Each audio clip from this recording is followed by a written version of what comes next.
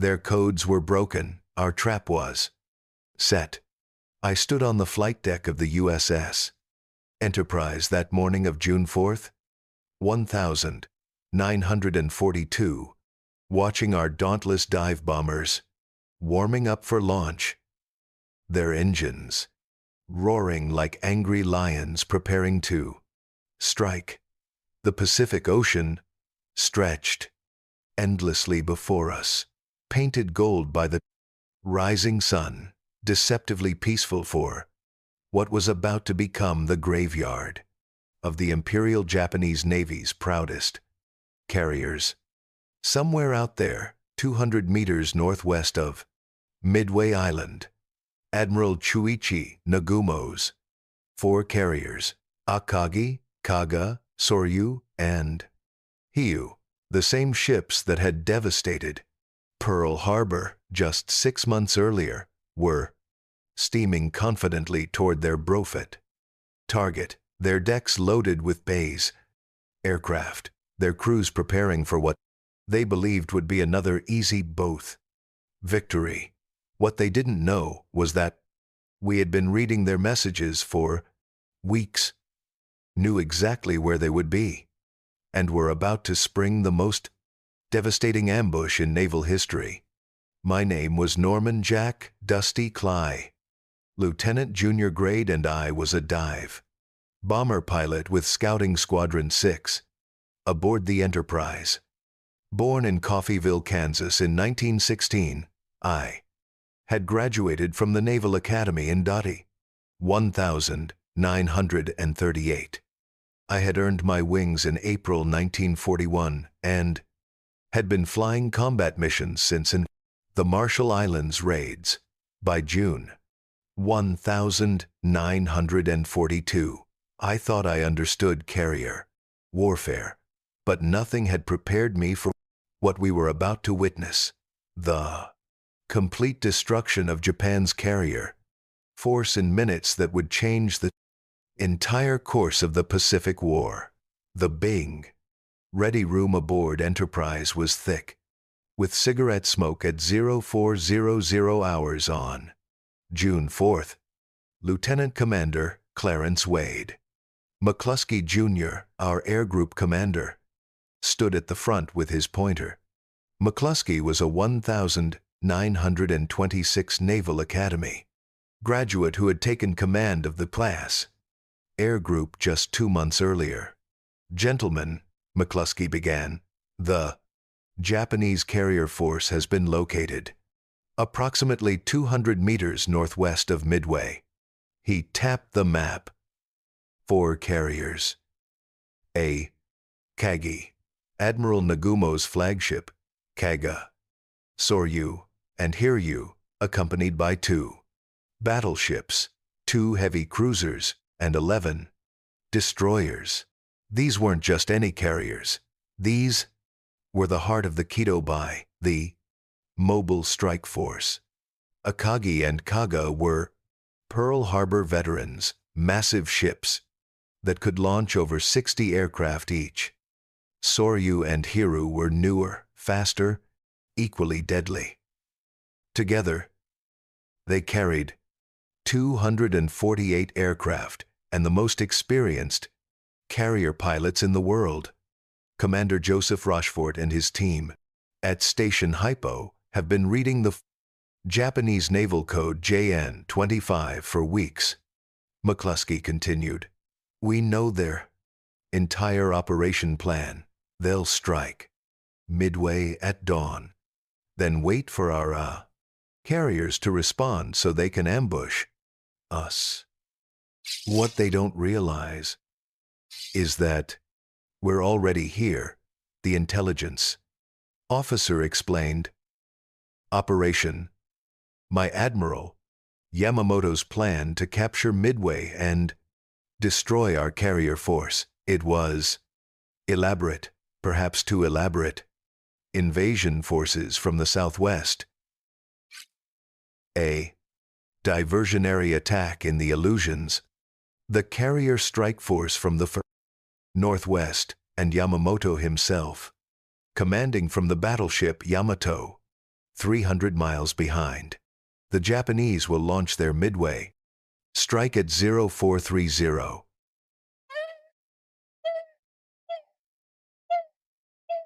Most of their fighters will be engaged.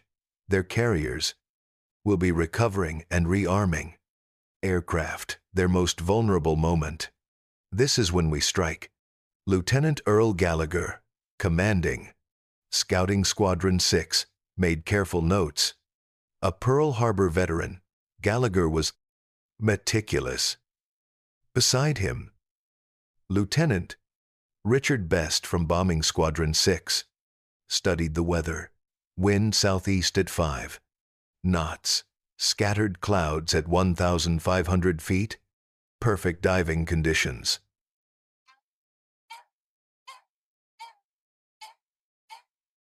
I looked around at my squadron mates.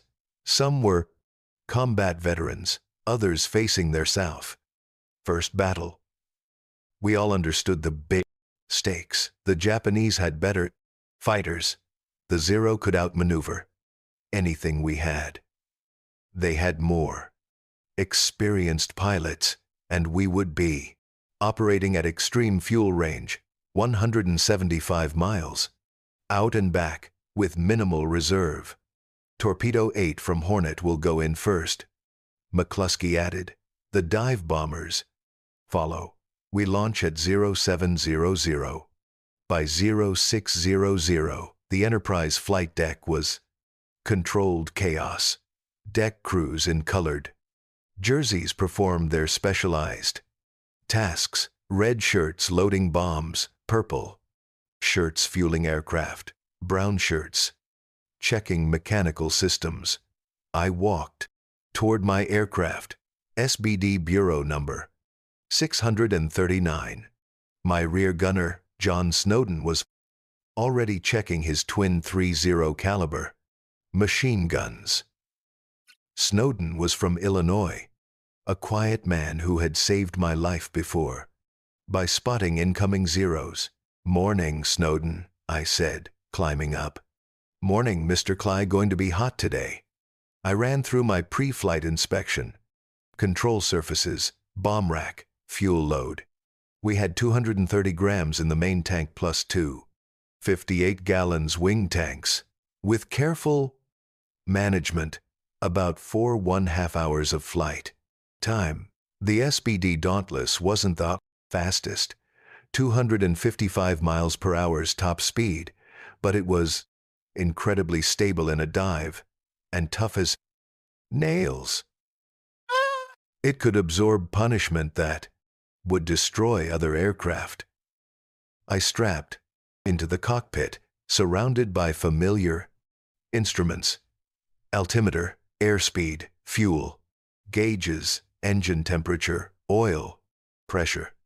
At 0645, pilot start, engines came over the D. I loudspeaker.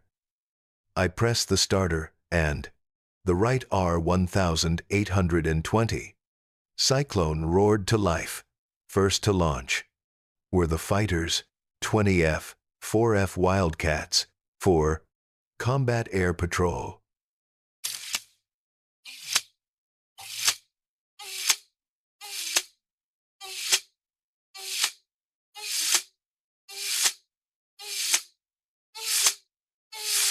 Next went the torpedo bombers, 14 TBD Devastators from Torpedo Squadron 6 under Lieutenant Commander Eugene Lindsay. I watched them lumber down the deck with their Mark 13 torpedoes, barely clearing the deck to edge. They looked vulnerable. Finally, our turn. Scouting 6 under Gala with 18 planes, bombing 6 under Best with 15 planes. I was number 2 in the 3rd Division. McClusky would lead us all. The launch was always dangerous. Enterprise turned into wind, increased to 30 knots. The flight deck officer whirled his flag. Full power. The flag dropped. I released brakes and surged forward. The island flashed by. Deck edge approached. At 65 knots, I eased back and felt the wheels leave. For a moment, the heavily loaded bomber hung. Then the wings bit air, and we climbed. "Good takeoff, Mr. Kleiss," Snowden said. "Thanks. Keep your eyes peeled." It took an hour for the strike force to form up. By 0806, we had 33 dive bombers, from Enterprise climbing to 19,000 feet. The planned rendezvous with Hornet's group never happened. McClusky decided to proceed alone rather than waste fuel. We flew northwest at 19,000 feet in radio silence. I constantly checked instruments and bomb sight. At this altitude,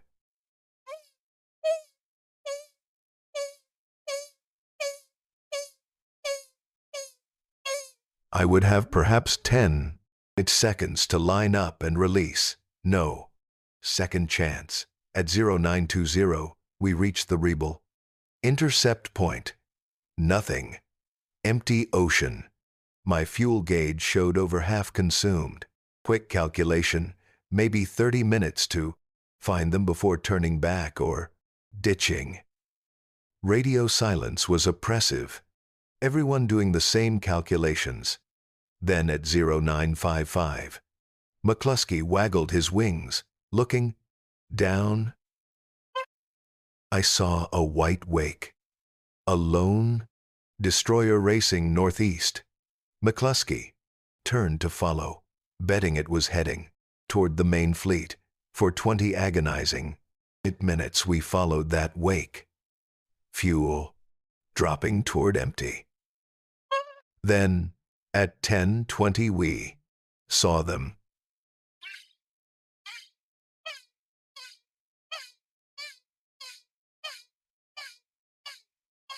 The Japanese fleet appeared below like toys on blue carpet. 4 carriers in 2 groups surrounded by escorts. Aircraft on decks. White wakes, showing maneuvering. Incredibly, no 0 fighters at our altitude. All down low. Finishing off torpedo squadrons. This is McClusky. Scouting 6. Take the left carrier, bombing 6 the right. But in confusion, both squadrons began diving on Kaga. I pushed forward and nosed into my dive. Acceleration was brutal, pressing me back. The altimeter unwound. 18,000, 15,000, 12,000 feet. The carrier grew in my bomb sight. I could see aircraft on deck, crew running, anti-aircraft guns swiveling, black flak puffs burst around us, but I held steady. At 10,000 feet, I saw individual planes on KGA's deck being refueled and rearmed, hoses snaking, bombs on carts. Perfect timing, their most vulnerable moment. Gallagher released first. His bomb struck. Near Kleiss Island, fire erupted, bodies blown into air.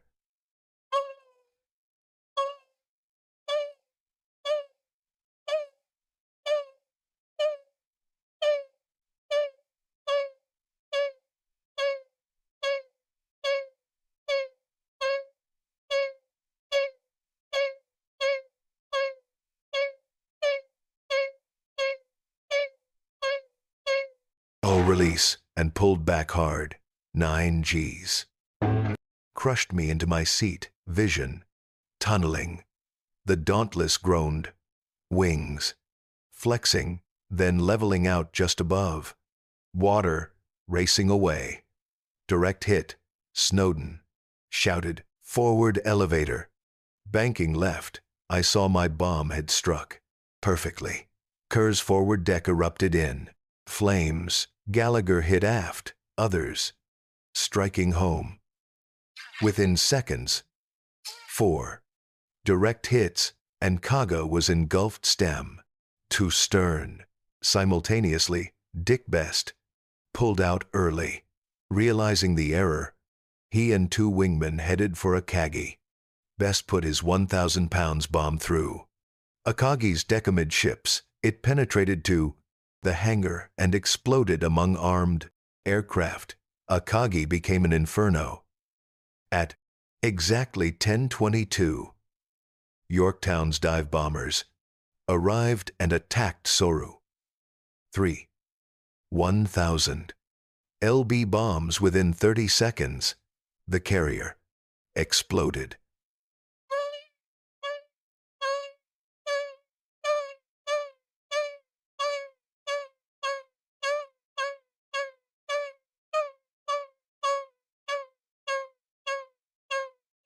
A fire pillar reaching 1,000.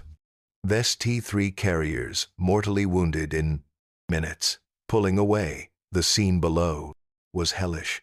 Kara was a floating volcano, explosions rippling through. Her forward elevator, tons of steel, was blown completely off, spinning through air before crashing into ocean hundreds of yards away. Akagi burned bow to stern, deck buckling from heat. Tiny figures, crew, jumped into burning oil-covered water. Soryu listed heavily, hull ripped by explosions. She rolled over, hull glistening before slipping beneath. Waves, 20 minutes, from operational to a submarine tomb. Over 700 men down with her. But we missed Hiryu operating 10 miles north, hidden by rain squall. She was launching counter-strikes against our Dacians carriers. Zeros 3 high, Snowden's guns chattered as two fighters dove on us. I pushed forward using our superior diving speed. Tracers whipped past.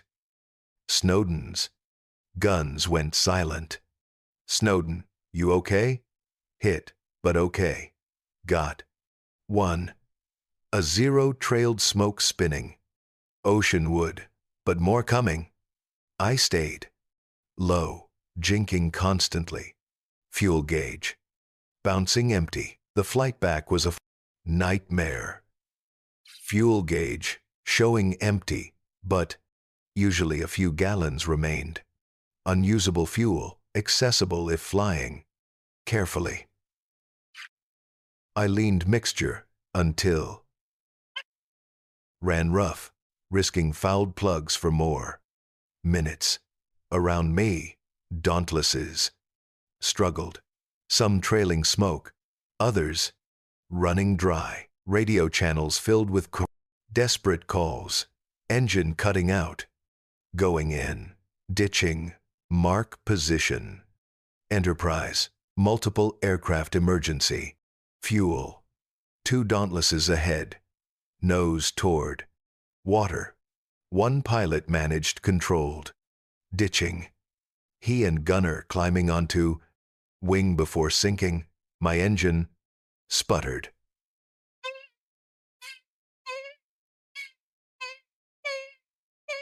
Reserve tank last gallons. Minutes at most. Then Enterprise appeared on horizon. Deck turned for recovery. Emergency fuel. Request. Immediate landing. Your number 3. Number 3. Watching 2 ahead land. Precious seconds each. Engine missing badly. As I entered pattern, engine quit. Dead stick. Approach. 1 chance. Altitude and speed. Just enough. Lowered gear. Extended. Flaps. Aimed for number 3 wire. LSO. Signaling cut. Too high. Pushed nose. Down. Trading altitude for speed. Propeller windmilling. Deck rushed up. Wheels hit. Bounced. Tail hook caught. Wire and slam stop. Deck crew running.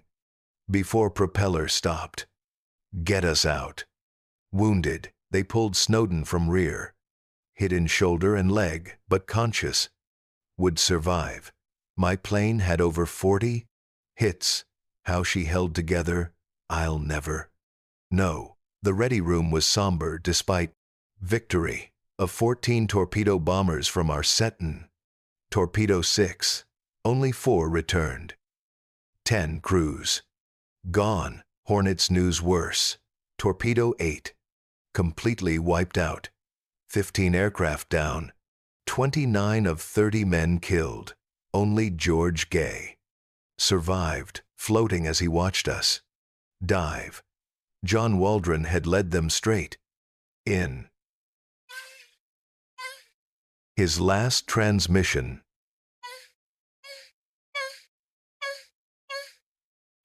In.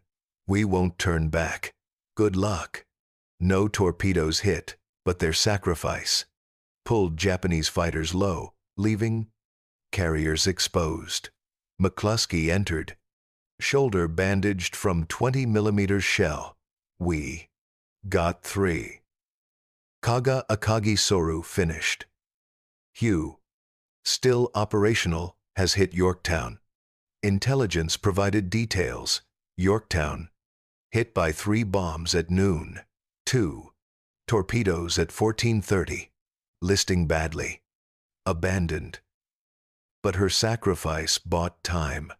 To locate Hiryu, Japanese casualties, approximately 2,500 so far. The officer said each carrier had 1,200 to 1,500 crew plus airmen, few rescued. Each number a human being, someone's son, husband, father, died in fire and water thousands of miles from home for Empire's ambition. That afternoon, we launched again. 24 dive bombers found. Hiryu at 1,700 put 4 bombs into her. She burned through night before scuttling. The Keto by ceased exist. In following days, pursuing retreating Japanese, we sank cruiser Makuma. The strategic implications became clear.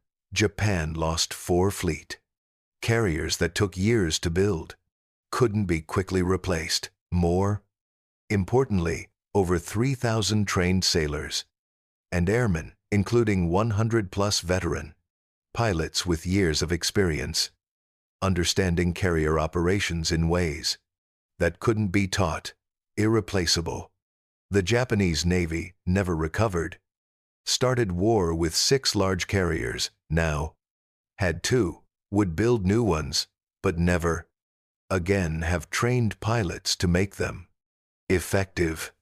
Institutional knowledge of best carrier divisions died that June 4th.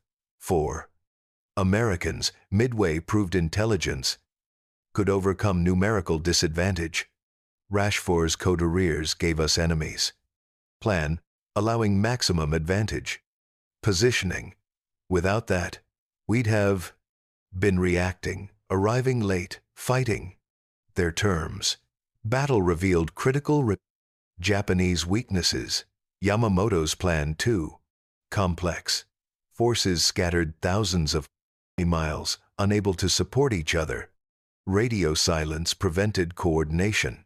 When plan failed, they underestimated American capabilities, believing we'd react predictably.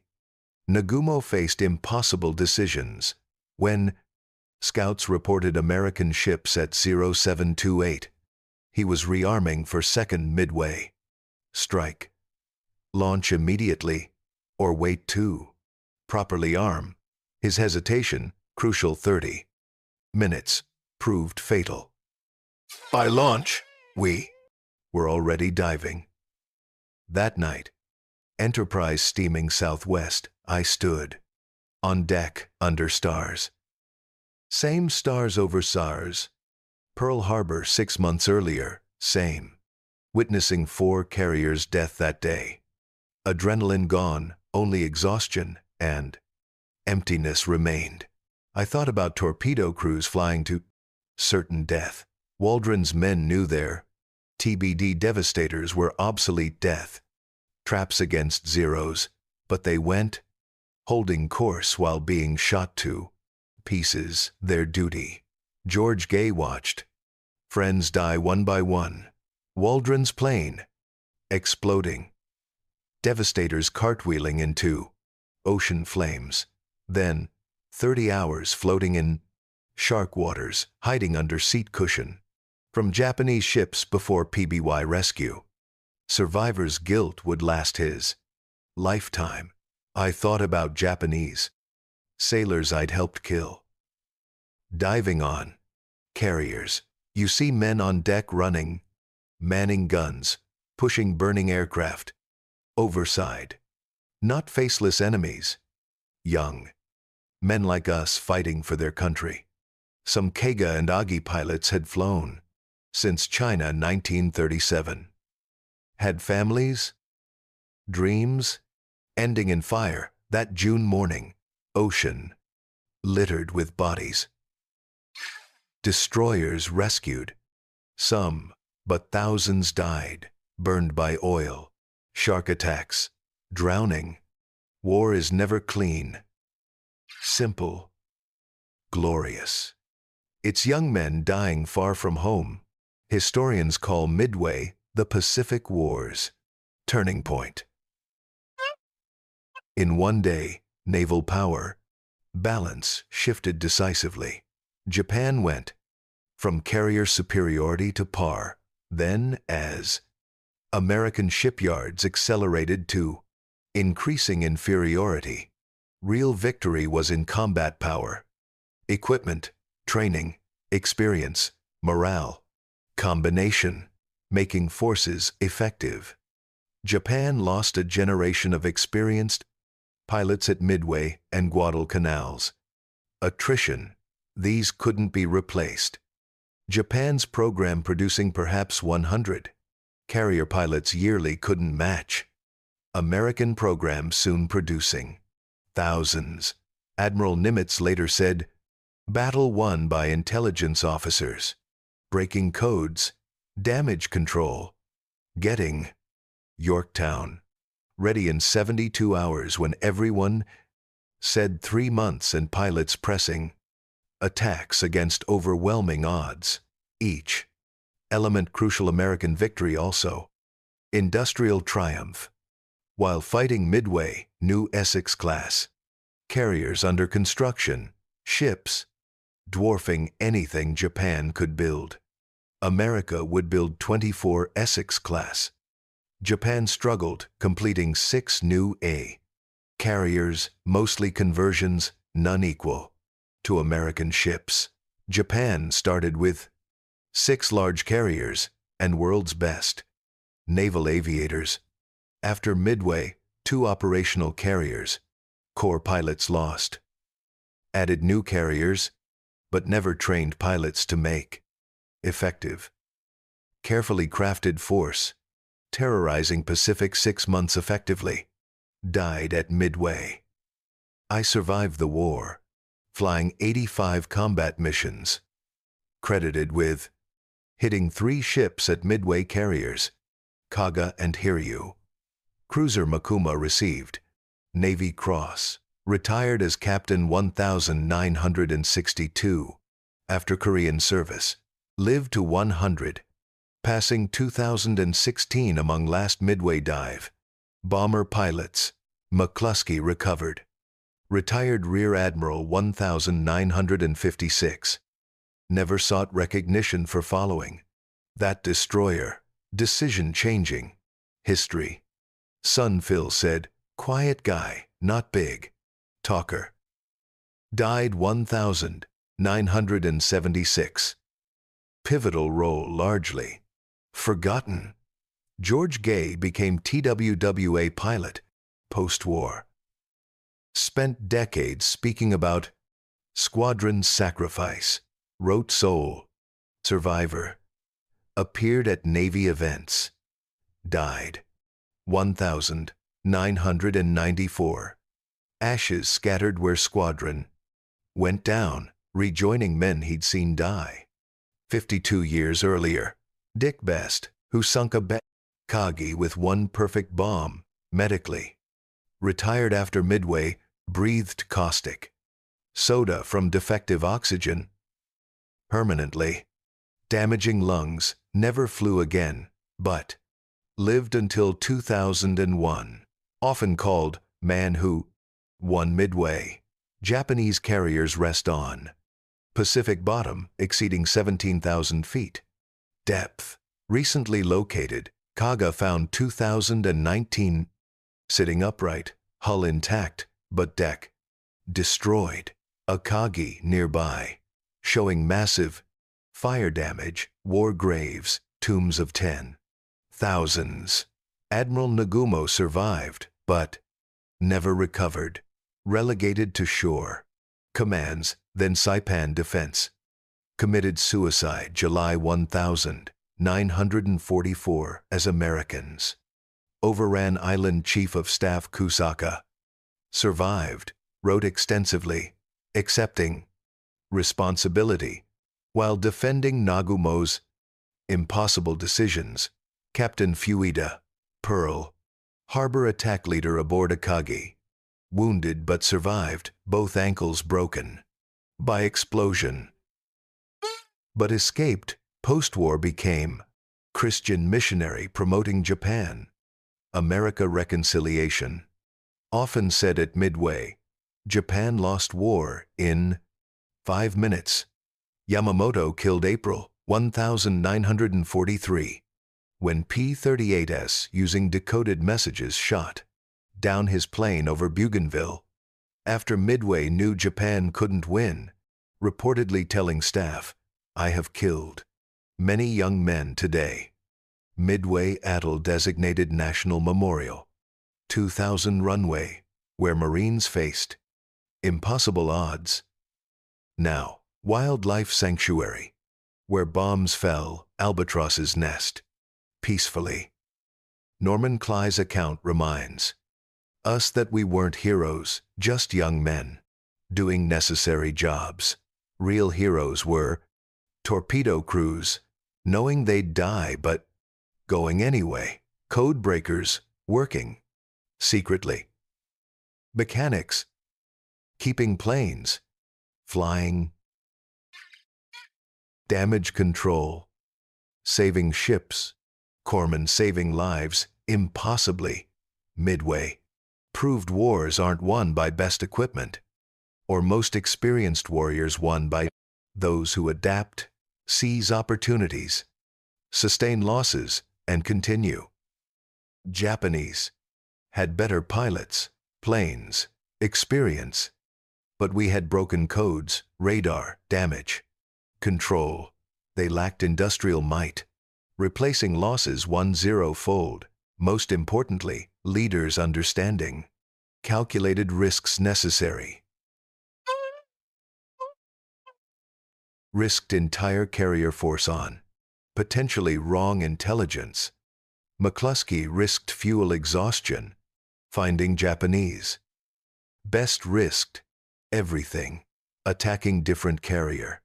With 2 wingmen, Waldron led squadron to death knowing mission required it. Battle lasted 2 days, but changed everything. Before Midway, Japan, advancing everywhere, unstoppable. After never won another offensive battle. War continued.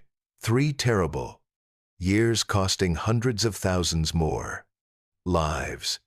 But outcome decided those June 4th minutes, when dive bombers caught Japan's carriers with armed aircraft on deck. Consider alternate histories. If McClusky turned back at empty intercept point. If Japanese launched 33 minutes earlier. If torpedoes worked and Torpedo 8 sunk carriers. Small decisions, chance moments, individual choices determining nations' fates. But history deals in what was clear June 1942. Morning outnumbered American pilots in inferior aircraft. Caught world's most powerful carrier force at maximum vulnerability and destroyed it. Wars tied through intelligence, courage, sacrifice, and luck. Today's generation can't imagine. Democracy itself endangered. Freedoms. Survival questioned. We did. June 1942. Free world's fate rested on 40 few hundred pilots from 3 carriers. In mid-Pacific, we were enough. Against odds, logic, we were enough. That's Midway's lesson. Ordinary people facing extraordinary circumstances can rise. Democracy produces warriors brave as any. Totalitarian system. Free men fighting for homes and families are Earth's most powerful force. The numbers 357. Japanese died, 362 Americans. 4. Japanese carriers sunk, 1 American. But statistics, each number, a human with hopes, dreams, fears, loved ones, each. Death tragedy. Young men who should have seen grandchildren died in fire and water. Pacific roles unchanged, unmarked by battle. Coordinates where carriers sank just ocean patches, but we must remember, long as free people exist, must remember Midway and its men. They saved the world in devastating minutes. 4 carriers, Imperial Navy's pride, reduced to burning hulks in breakfast time. Wars, course, nation's fate, freedom's future, decided by dive bomber pilots pressing attacks against impossible odds. The legacy. Not just victory, but example. When tyranny threatens, free people rise. Courage isn't fear's absence, but action despite it. Sometimes world's fate rests on few brave individuals.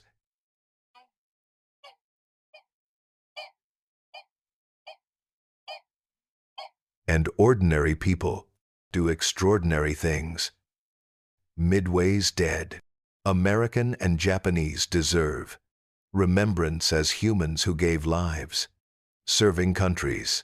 American pilots, flying to death, protecting freedom. Japanese sailors dying, saving, burning ships. All brave men deserving better than dying young in Pacific's middle.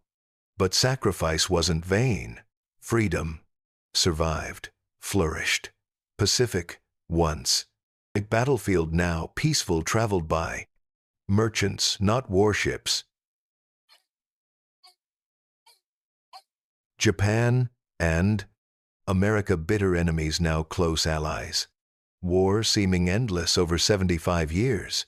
Soon, none remain who can say I was there. Saw Kaga explode, watched Akagi burn, dove through flak to hit target. But story endures, must endure, because freedom, valuing people need knowing freedom, isn't free. Purchased with blood of men, climbing into obsolete torpedo planes, flying to death, diving through flak, walls, hitting targets, giving everything, stopping tyranny. That's what Midway did. Stopped tyranny, saved freedom, changed history in world-altering minutes on clear June 1942 morning, when world's fate balanced and American pilots tipped scales toward breast freedom.